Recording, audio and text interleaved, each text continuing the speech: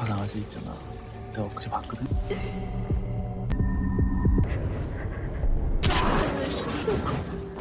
목숨은 내가 해. कहानी की शुरुआत एक बहुत ही पुरसकून मंजर से होती है। दो गहरी सहेलियां मुस्कुराते हुए एक दूसरे के बाल बना रही हैं। वो बात करती हैं कि ना जाने आने वाला समय कैसा होगा। तभी एक ग्रोसरी स्टोर का मंजर दिखता है। एक लेडी मीट बॉक्स को उठाकर अपनी ट्रॉली में रखने लगती है कि तभी एक जोरदार ज़लज़ला आता है। ऐसी किसी भी घटना की पेशन गोई नहीं थी, लेकिन थोड़ी ही देर में पूरी दुनिया में हर तरफ तबाही फैल गई थी, मानो जैसे कयामत आ गई हो। जो लोग इस तबाही से बच जाते हैं वो जिंदा रहने के लिए कुछ भी करते हैं। खाना हासिल करने के लिए लोग एक दूसरे की जान तक ले लेते हैं। इसी बीच साउथ कोरिया में एक बिल्डिंग को दिखाया जाता है जो इकलौती इस तबाही से बच गई थी, और अब ये कंक्रीट मार्केट के नाम से जानी जाती है, जहां लोग बाहर से तिजारत करने के लिए आते हैं और अपने पास मौजूद चीजों के बदले जरूरत की कोई दूसरी चीज खरीदते हैं। अब पैसे की कोई वैल्यू नहीं। एक लड़की हीरो खंडरात में घूमती हुई दिखती है। वो खुराक के डब्बे इकट्ठे कर रही थी। आखिर वो कंक्रीट मार्केट तक पहुंच जाती है। सिक्योरिटी चेक पर अपना बैग दिखाती है और इसे अंदर जाने की इजाजत मिल जाती है।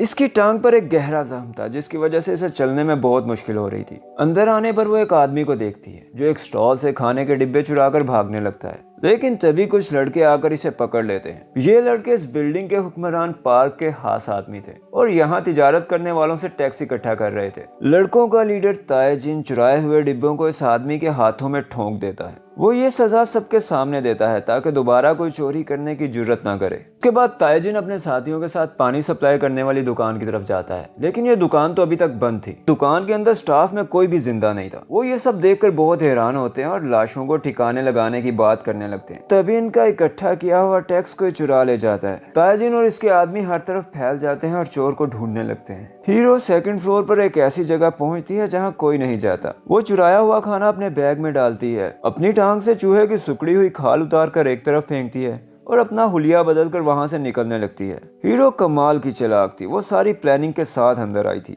लेकिन ताएजिन अपने आदमियों से बाहर जाने का रास्ता बंद करवा देता है और हर जाने वाले को चेक करने लगते हैं। तो मजबूरन हीरो को अंदर ही छुपना पड़ता है। वो अपना बैग एक खंडर गाड़ी में छुपा देती है और बाहर निकलने का कोई तरीका ढूंढने लगती है कि तभी उसकी नजर ऊपर के फ्लोर पर गुनगुनाती एक लड़की पर पड़ती है। हीरो बहुत ही हैरान थी। ये हॉन से जॉन थी, तबाही से पहले की इसकी गहरी दोस्त। उसे यकीन नहीं होता कि ये अब तक जिंदा है। वो इसी बिल्डिंग के 8वें फ्लोर पर रहती है जहाँ कुछ रिहायशी रहते हैं, वो लोग जिनके पास तिजारत करने को कुछ नहीं होता। सो वो खुद को ही हुक्मरान को बेच चुके होते हैं। क्योंकि वो पार्क के करीब थी तो उसे अच्छा खाना और पानी मिलता था, लेकिन बदले में लोग इससे नफरत करते थे। हीरो चुपके से अपनी दोस्त से जा मिलती है। वो बहुत खुश थी कि इसकी प्यारी सी जॉन तबाही में बच निकली। उसकी बाजू पर कुछ निशान देखती है। वो सी जॉन को अपने साथ चलने का कहती है, लेकिन सी जॉन कहती है कि ये जगह बाहर की दुनिया से बहुत बेहतर है, यहाँ जिंदा रहना मुमकिन है। और हाँ, मैं पार्क को बिल्कुल भी पसंद नहीं करती, लेकिन वो मुझे मेडिसिन देता है और बदले में जो चाहे ले लेता है। वो हीरो को अपने साथ रूम में चलने का कहती है कि मैं तुम्हें सब बताऊंगी, लेकिन हीरो गुस्से से अपना हाथ छुड़ाकर वहां से जाने लगती है। अब मार्केट का टाइम खत्म हो चुका था। बाहर से आए लोगों को वापस जाना था, लेकिन सख्त कर्फ्यू की वजह से हीरो ये रात अंदर ही गुजारती है।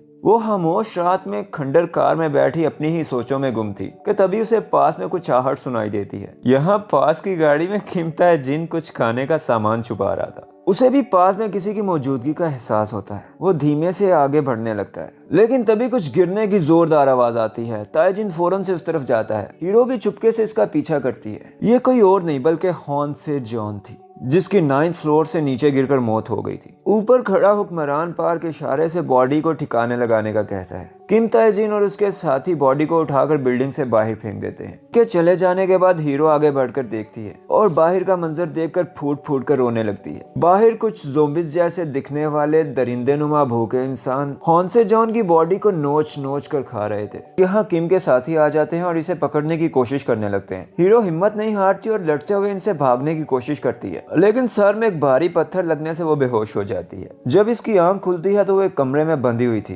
ताएजिन के साथी यहाँ हॉन से जॉन के बारे में बात कर रहे थे कि बेचारी डायबिटीज की मेडिसिन की वजह से पार्क के आगे फंस चुकी थी, लेकिन पार्क को उसे मारने की वजह क्या होगी। इसी दौरान हीरो को होश आ जाता है। ताएजिन इससे चुराए हुए टैक्स के बारे में पूछता है, लेकिन वो कुछ नहीं बताती। ताएजिन इसकी सांस रोककर इसे बुरी तरह टॉर्चर करता है। यहाँ हीरो के जहन में गुजरे हुए वक्त के ख्याल गर्दिश करने लगते। उसे याद आता है कि हॉन से जॉन को कोई बीमारी नहीं थी, बल्कि उसकी एक जुड़वा बहन थी, हॉन से ही, जिसे डायबिटीज था। अब ताएजिन बैग उतार कर दोबारा इससे पूछता है। हीरो कहती है, भाड़ में जा, मुझे वैसे भी मरना ही है, तुझसे जो होता है कर ले। यहाँ ताइजिन को खबर मिलती है कि चोलमिन अपने आदमियों के साथ इसके इलाके पर कब्जा करने आ गया है। चोलमिन भी पार्क का ही एक और खास आदमी था और बिल्डिंग के ज्यादा फ्लोर्स पर कंट्रोल चाहता था, लेकिन पार्क ताइजिन को ज्यादा समझदार समझता था, इसलिए वो अपने टैक्स इकट्ठा करने की जिम्मेदारी और ज्यादा फ्लोर का कंट्रोल इसके हवाले किए हुए था। ताइजिन के बाहर जाने पर ये एक दूसरे से झगड़ने लगते हैं। इसी दौरान हीरो को यहाँ से बच भागने का मौका मिल जाता है। इधर पार्क आ जाता है। पहले तो वो चोलमिन को डांटता है कि तू कौन होता है मेरी इजाजत के बगैर फैसले लेने वाला। चोल कहता है कि बॉस, मुझे खबर मिली है कि इसने सारा इकट्ठा किया हुआ टैक्स जाया कर दिया है। पार्क ताइजिन से कहता है क्या ये सच है? ताइजिन कहता है कि मैंने चोर को पकड़ लिया है बॉस, लेकिन जब वो रूम में देखते हैं तो वहाँ कोई नहीं था। तभी पार्क ताइजिन के आदमी और इसका इलाका चोलमिन के कंट्रोल में दे देता है। ताइजिन थोड़ी हमदर्दी चाहता था, लेकिन पार्क कहता है तुझ पर इतना एहसान काफी है कि तुझे मारकर इस बिल्डिंग से बाहर नहीं फेंक दिया। इधर हीरो चुपके से हॉन्सी जॉन के कमरे तक पहुंच जाती है और उसकी बहन हॉन से ही को ढूंढ निकालती है, जो इस वक्त बहुत ही तकलीफ में थी। हीरो फौरन से इसे इंसुलिन इंजेक्ट करती है। हॉन से ही बताती है कि मेरी बहन ने मेरी वजह से खुद को कुर्बान कर दी। वो तो अपनी बाजू पर नकली निशान बनाए रखती थी और मेरे लिए इंसुलिन हासिल करने के लिए पार्क के आगे मजबूर थी। वो बहुत ही दुखी थी कि उसकी बहन उसकी वजह से मारी गई। हीरो इसे हौसला देती है कि इसमें तुम्हारी कोई गलती नहीं और आगे की प्लानिंग करने लगती है, क्योंकि फिर वक्त उसे हॉन से ही को जिंदा रखने के लिए मेडिसिन चाहिए थी और साथ में वो अपनी दोस्त की मौत का बदला लेना चाहती थी। हीरो के पास बहुत सा टैक्स और ताइजिन की गाड़ी से चुराया हुआ खाना था। वो ताइजिन के रूम में पहुंच जाती है, उसे बताती है कि तुम्हारा खाना भी मैंने चुरा लिया था। ताइजिन कहता है कि मैं जानता हूँ। हीरो कहती है मैं यहाँ तुम्हारे साथ एक डील करने के लिए आई हूँ। मैं तुम्हें तुम्हारी सारी चीजें वापस लौटा दूंगी, बदले में तुम्हें मुझे यहाँ रहने के लिए प्रोटेक्शन देना होगी। मैं ट्रेड को बहुत अच्छे से जानती हूँ। हमारे पास बहुत सारा खाना है, किस चीज को कब बेचना है, कब खरीदना है, कब किस चीज की डिमांड बढ़ेगी। अगर तुम मुझ पर भरोसा करके मुझे एक मौका दो तो सिर्फ 2 महीनों में मैं तुम्हारे माल को कई गुना कर दूंगी और इस बिल्डिंग में तुम्हारा कंट्रोल वापस दिलाने में तुम्हारी मदद करूंगी। खैर जैसे तैसे वो ताइजिन को अपने साथ मिलाने पर आमादा कर लेती है। अब ताइजिन अपने कुछ साथियों के साथ मिलकर बिल्डिंग में मेडिसिन स्मगल करने वाले ग्रुप को पकड़ता है। हीरो यहाँ एक रेफ्रिजरेटर देखती है जो काम कर रहा था। इसके बाद वो इस आदमी को पार्क के पास ले जाते हैं। पार्क के साथ काम करते हुए पार्क को धोखा देने की कोई माफी नहीं। पार्क लीडर के आदमियों को एक एक करके नीचे गिराने लगता है। तभी लीडर कहता है तुम जानते हो यहाँ मेरे अलावा कोई दूसरा इलेक्ट्रिशियन नहीं, तुम्हें मेरी जरूरत है, मुझे माफ कर दो। पार्क एक लम्हे के लिए सोच में पड़ जाता है। तभी हीरो आगे बढ़ के इस आदमी को गिरा देती है और पार्क से कहती है कि मैं बिजली का काम जानती हूँ, आप फिक्र नहीं करें, मैंने ऐसी कुछ किताबें भी खरीद रखी हैं, आपको बिल्कुल भी परेशानी नहीं होगी। ताइजिन आगे बढ़ के बताता है कि ये यहाँ नहीं है, मैंने इसे अपने ग्रुप के लिए चुना है, मैं इसे ट्रेन कर रहा हूँ। पार्क की बिल्डिंग में काबिल लोगों को हमेशा वेलकम किया जाता था। हीरो वो रेफ्रिजरेटर और बिजली का कनेक्शन अपने रूम तक ले आई थी। ऐसी दुनिया में ये सहूलत शायद चंद ही लोगों के पास हो। हीरो जानती थी कि इसके साथ ही रूम से बाहर जाती है। वो इसे मना करती है कि अगर पार्क को पता चला तो सब खत्म हो जाएगा। इधर चोलमिन जो मार्केट का कंट्रोल संभाले हुए वो परेशान है कि ताइजिन के लोग महंगी खुराक और पानी के बदले गैसोलीन, ऑयल, गैस और सिगरेट्स जैसी चीजें खरीद रहे हैं। वो कुछ समझ नहीं पाता। ताइजिन के साथी ये सब हीरो के कहने पर कर रहे थे। अब जैसे ही सितंबर का महीना शुरू होता है, तेज बारिशें होना शुरू होती हैं। सर्दी में लकड़ियां गीली पड़ जाती हैं और लोगों को इन्हीं के इकट्ठे किए हुए स्टॉक की जरूरत पड़ती है। ये अपने स्टॉक को 3 से 5 गुना तक बढ़ाकर बेचते हैं, जिससे इन्हें बहुत ही ज्यादा फायदा होता है। ताइजिन खुराक के 2 थैले लेकर पार्क के पास पहुंचता है और चोलमिन ने टैक्स में कुछ ही डिब्बे इकट्ठे किए होते हैं। पार्क को एहसास होता है कि उसने एक काबिल और समझदार लड़के को हटाकर गलती की। मार्केट का कंट्रोल दोबारा से ताइजिन के हवाले करता है और चोलमिन को सिर्फ 8वें फ्लोर को देखने का कहता है, जहाँ कुछ रिहायशी रहते हैं। रिवॉर्ड में ताइजिन को वाइन भी दी जाती है। ताइजिन ये वाइन लिए हीरो के पास जाता है और हीरो को अपने साथ गार्ड की ड्यूटी पर ले जाता है, क्योंकि आज इसका एक साथी बीमार था। वो मदद करने पर हीरो का शुक्रिया अदा करता है। फिर वो इससे बात करता है कि मैं सारे फ्लोर्स पर अपना कंट्रोल चाहता हूँ। मतलब वो बदमाश चोलमिन को रास्ते से हटाना चाहता था। हीरो कहती है तुम पूरी बिल्डिंग पर ही कब्जा करने का क्यों नहीं सोचते? ताइजिन मुस्कुरा देता है। वो कहता है मैं पार्क को कभी धोखा नहीं दे सकता। दरअसल तबाही के बाद मेरी फैमिली में मैं अकेला ही शख्स बचा था। मैंने एक ग्रुप ज्वाइन किया। हम लोग खुराक हासिल करने के लिए लड़ते थे। एक बार एक झगड़े में मुझे एक गहरा घाव आया और मेरे साथियों ने मुझे बोझ समझकर मरने के लिए पीछे छोड़ दिया। जब मैं बेबस होकर सख्त सर्दी में मौत का इंतजार कर रहा था तो पार्क वहां आया और मुझे अपने साथ इस जगह ले आया। 8वें फ्लोर पर रहने वाली एक लेडी ड्यूमिन ने भी मेरी बहुत केयर की। इन्होंने मुझे एक नई जिंदगी दी। उस दिन से मेरा मकसद सिर्फ पार्क की वफादारी और मार्केट के कंट्रोल में इसकी मदद करना है। हाँ,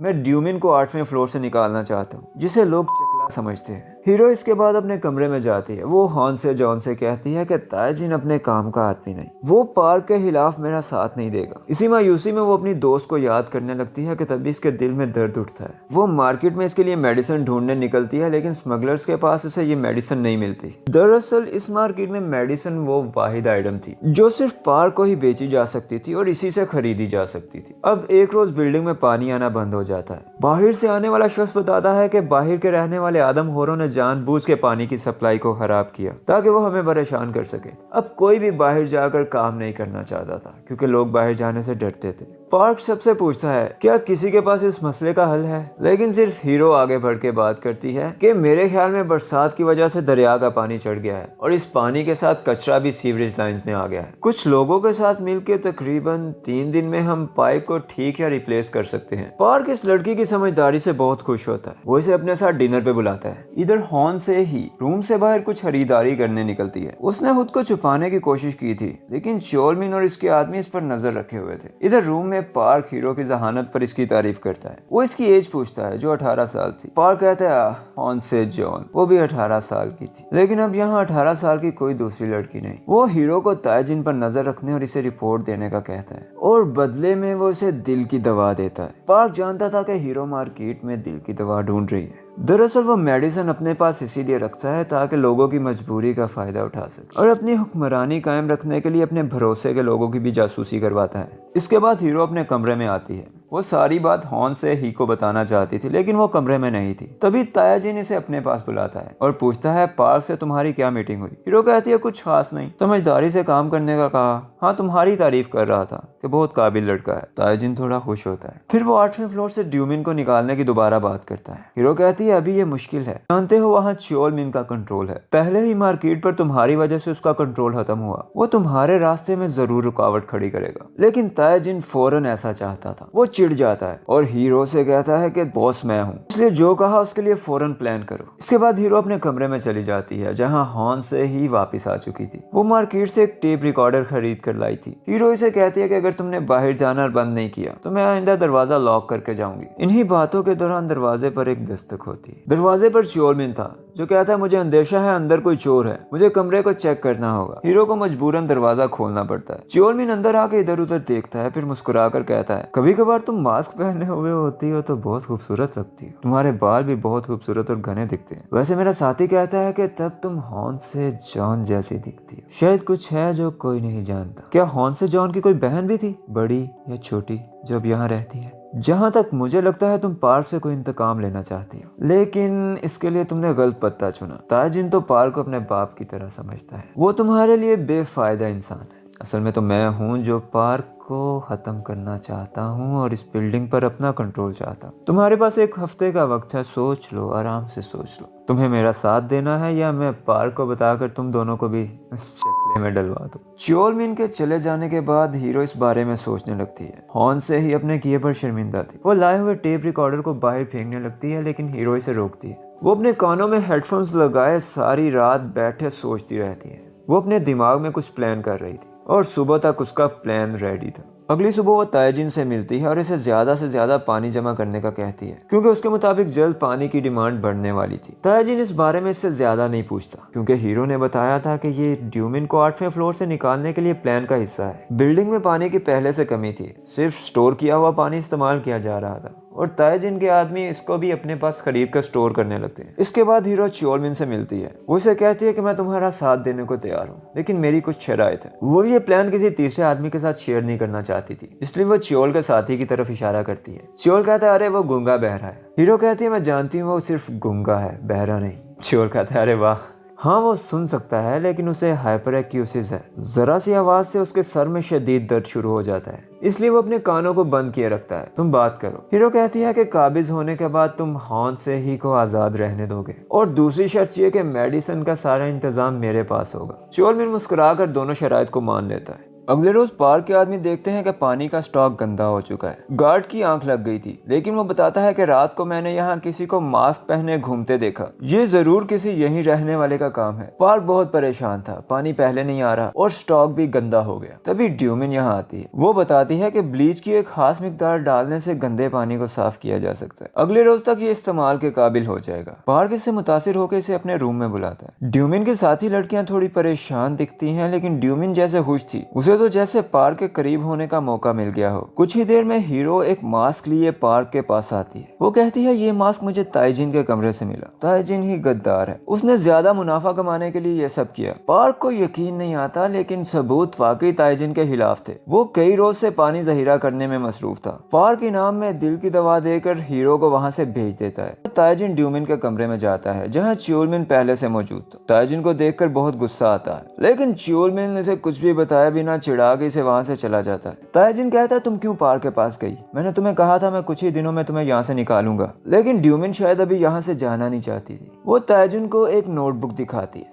जिसमें पार्क के बारे में कुछ घिनौने राज थे। ताइजिन को यकीन नहीं होता, वो इसे देखकर बहुत ही दुखी हो जाता है। यहाँ से वापस जाते हुए वो सीढ़ियों में पार्क से टकराता है, लेकिन वो इसे चाहकर भी इज्जत नहीं दे पाता। पार्क इसके मुंह पर एक जोरदार थप्पड़ दागता है। इसी रात गुनसुक के सर में शदीद दर्द था। वो मेडिसिन लेने के लिए पार्क के पास जाता है। पार्क कहता है तुम अपने बॉस च्योलमिन की जासूसी करो, बदले में तुम जब चाहो मेडिसिन मुफ्त में ले सकते हो। गुनसुक ने च्योल को हीरो के साथ देखा था, लेकिन वो फिलहाल कुछ नहीं बताता और ओके कहकर वहां से चला जाता है। पार्क को यहाँ एक लम्हे के लिए हीरो के ख्याल आता है, जो मेडिसिन लेने के लिए बिल्कुल भी उतावली नहीं होती। उसे दिल का मसला है भैया।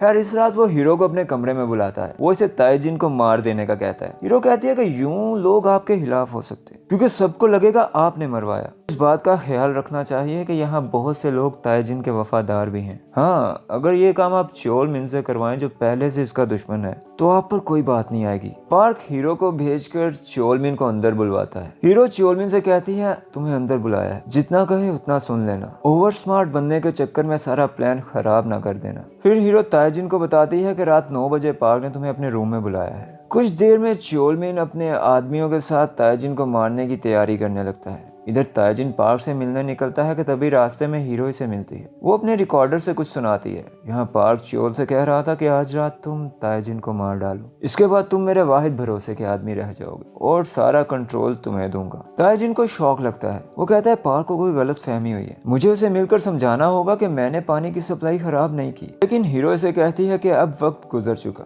बातों का कोई फायदा नहीं, वो अपना इरादा कर चुके हैं, शायद तुम्हें रास्ते में ही कोई मार डाले। फिर वो उसे एक और रिकॉर्डिंग सुनाती है, जहाँ पार्क हंसते हुए कहता है कि मैंने ताइजिन पर कोई एहसान नहीं किया, मैं तो उसे काम का आदमी समझकर अपने साथ ले आया था, लेकिन वो तो बहुत ही बीमार था, उसके घाव ठीक ही नहीं हो रहे थे, तो मैंने उस बोझ को उसके हाल पर छोड़ दिया। और हाँ, थोड़े से सस्ते विटामिन ही तो दिए थे, अपने कीमती एंटीबायोटिक्स थोड़ी जाया किए उस पर मैंने। वो तो ड्यूमिन थी जिसने इसका ख्याल रखा, इसके जख्मों को साफ करके मरहम करती रही और इसे ठीक करके ही छोड़ा। ताइजिन यहाँ भड़क जाता है। उसे अब मुकम्मल सच पता चल चुका था, वफादारी का भूत उसके सर से उतर गया था। अब वो पार्क से बदला लेना चाहता था। इधर च्योलमिन गुनसुक के साथ बेताबी से पार्क का सीढ़ियों में इंतजार कर रहा था कि तभी गुनसुक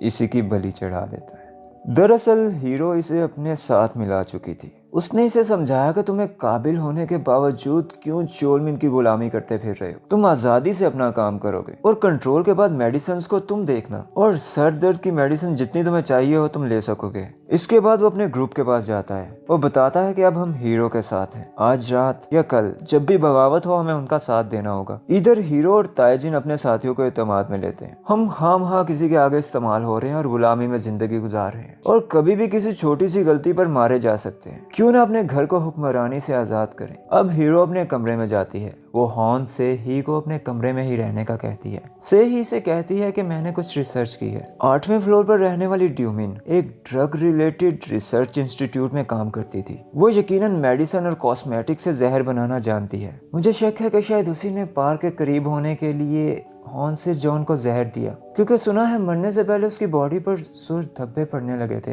हीरो को इस बात से शौक लगता है, लेकिन वो उसे यकीन दिलाती है कि सच का पता लगा कर रहेगी। इधर हीरो पार्क के बारे में सोच रहा था। उसे कहीं ना कहीं हीरो पर शक था। वो हॉन्से जॉन के कमरे में रहती है और ऊपर से होने वाली हर हराबी से इसका ताल्लुक होता है या बन जाता है। वो इसके कमरे की चाबियां निकालता है। इधर हीरो चुपके से तलाशी लेने के लिए ड्यूमिन के कमरे में जाती है। वहाँ वाकई उसे एक छोटी बोतल में मेडिसिन मिल जाती है, लेकिन साथ में एक डायरी भी मिलती है, जिसे देखकर वो बहुत दुखी हो जाती है। तभी कुछ औरतें रूम में आ जाती हैं। वो हीरो को बताती हैं कि तुम जानती हो क्यों यहाँ तुम्हें कोई भी बच्चा दिखाई नहीं देता। दरअसल ये पार्क बहुत ही घटिया इंसान है। वो यहाँ रहने वाले हर इंसान से काम लेता है। उसने हमारे मासूम बच्चों को भी नहीं छोड़ा। वो हमारे बच्चों को खंडरात में तंग जगहों में भेजता ताकि वो वहाँ से फायदे की चीजें उठा के ला सके। इसी दौरान एक रोज जलजला आया और हमारे बच्चे उन्हीं खंडरात में दब कर मारे गए। हम पार्क से अपने बच्चों की मौत का बदला लेना चाहती हैं। इस प्लान में हॉन्स से जॉन भी हमारे साथ थी, लेकिन उस रोज न जाने क्या हुआ कि हमारा प्लान उल्टा पड़ गया।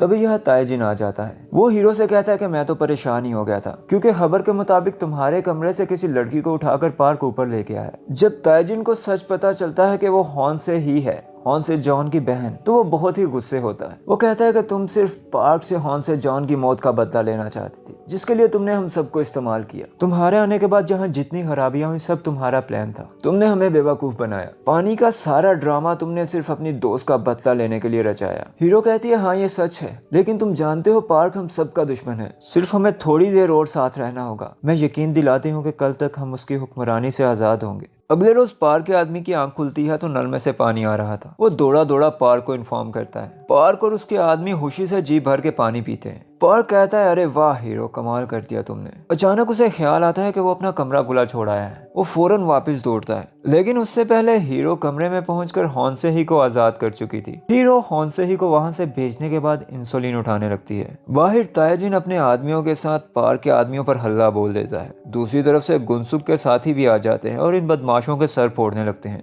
हॉन्से ही हिफाजत से 8वें फ्लोर पर औरतों के पास पहुंच जाती है। इधर पार्क अपने रूम में पहुंचकर हीरो को पकड़ लेता है। हीरो साफ साफ कह देती है कि मैं तो अपनी दोस्त हॉन्स से जॉन की मौत का बदला लेने के लिए यहाँ थी, जिसे तुमने जहर दे के मार डाला। पार्क कहता है हाँ जहर, अच्छा। फिर वो उस वक्त को याद करने लगता है और हीरो को बताने लगता है कि उस रात क्या हुआ होगा। दरअसल डिनर से कुछ पहले जब पार्क जरा मसरूफ था, हॉन्स से जॉन ने पार्क के खाने में जहर मिला दिया। फिर पार्क ने से जॉन को चम्मच ले आने का कहा। तभी से याद आया कि खाने में चीज डालना भूल गया, तो इसने खाना उठाकर उसमें चीज ऐड किया और दोबारा टेबल पर रखते हुए अनजाने में प्लेट्स की साइड तब्दील हो गई और जाने अनजाने में जहर वाला खाना हॉन्स से जॉन निकल गई थी। खाना खत्म होते ही उसे अंदाजा हो चुका था कि उसका प्लान उल्टा पड़ गया और खड़े होकर मुझे बद्दुआएं देने लगी। मुझसे नफरत का इजहार किया और अचानक नीचे कूद गई। खैर मैं जानता हूँ तुमने हॉन्स से ही को कहाँ भेजा होगा। मैंने अपने आदमियों को उन्हें पकड़ने के लिए 8वें फ्लोर पर भेज दिया है। तुमने मुझे गिराने का सोच भी कैसे लिया। हीरो मुस्कुराकर कहती है कि जो पानी तुम और तुम्हारे आदमी पीकर आए हो उसमें जहर मिला हुआ था। पार्क की आंखें खुली की खुली रह जाती हैं। बाहर मौजूद पार्क के सभी आदमियों के मुंह से खून बहने लगता है। थोड़ी ही देर में पार्क के मुंह से भी खून बहने लगता है,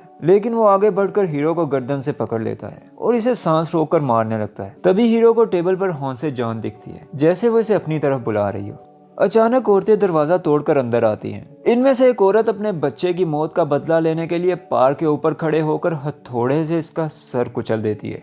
पार्क की मौत के साथ ही कंक्रीट मार्केट से किसी एक शख्स की हुक्मरानी का खात्मा हो जाता है। सब लोग मिलकर रहने लगते हैं, आज़ादी से काम करते हैं और जिस हद तक हो सके एक दूसरे का ख्याल रखते हैं। हीरो कहती है हमें यहाँ एक स्कूल बनाना चाहिए। ताजिन कहता है हाँ, किसी को तो सिविलाइजेशन को वापस लाना होगा। हीरो कहती है अरे यार ऐसा कोई बड़ा मिशन नहीं मेरा, मुझे तो बस अपना स्कूल याद आ रहा था इसलिए कहा। ताजिन इसे इसके पसंद के गानों की एक कैसेट खरीद कर देता है और वहाँ से चला जाता है। हीरो सॉन्ग प्ले करती है तो बिल्डिंग के टॉप पर इसे इसकी प्यारी दोस्त मुस्कुराते हुए दिखती है। इसी खूबसूरत मंजर के साथ इस मूवी का एंड हो जाता है। आपको एक्सप्लेनेशन कैसी लगी कमेंट्स में ज़रूर बताएं। अगर अच्छी लगी तो वीडियो को लाइक करें और हाँ, आपके लिए बेस्ट एक्सप्लेन करने के लिए हमें बहुत मेहनत करना पड़ती है, तो हमारी मोटिवेशन के लिए चैनल को ज़रूर सब्सक्राइब करें। Thank you so much for watching.